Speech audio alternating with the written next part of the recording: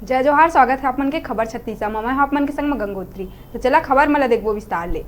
बस्तर क्षेत्र में नक्सली और सरकार के बीच बरसों ले चलत लड़ाई ला बातचीत के माध्यम ले समाधान करे बर कांकेर में सामाजिक कार्यकर्ता शुभ्रांशु चौधरी के द्वारा करे जाते सत्याग्रह व दांडी यात्रा जिला दांडी मार्च 2 के नाम दहे गए। बस्तर के दोनों पक्ष ले अनुरोध करे बर पीड़ित परिवार समाज सेवी शुभ्रांशु चौधरी और साथी मन द्वारा माओवादी हेडक्वार्टर अबुझमाड़ नारायणपुर ले राजधानी रायपुर तक शांति पद यात्रा करे जाते, जिन्हा आज कांकेर के कोरा और चरामा पहुंचीस। दांडी मार्च 2 के मुख्य उद्देश्य शांति ले बातचीत कर समस्या के समाधान खोजे के प्रयास करे है, जेकर ले बीच में पीसत आम लोगन मन चैन के सांस ले सके।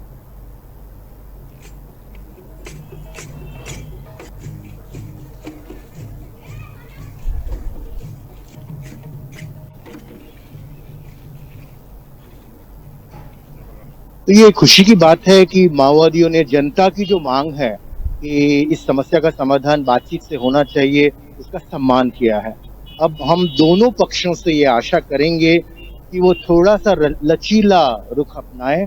और इससे पहले भी इस तरह की बातें हुई हैं, इससे पहले भी इस तरह के प्रस्ताव आए हैं, पर वो असफल रहे हैं। तो बातचीत से इस समस्या को समाधान करने का न इससे पहले कोई बेहतर मौका था, ना इसके बाद कुछ सालों बाद बेहतर मौका होगा। तो ये एक स्वर्णिम मौका है जब हम दोनों पक्षों से अनुरोध करेंगे कि वो टेबल पर आए। जो ये पदयात्रा मांग कर रही है, इसके लिए हम एक हेडक्वार्टर से दूसरे हेडक्वार्टर में जा रहे हैं।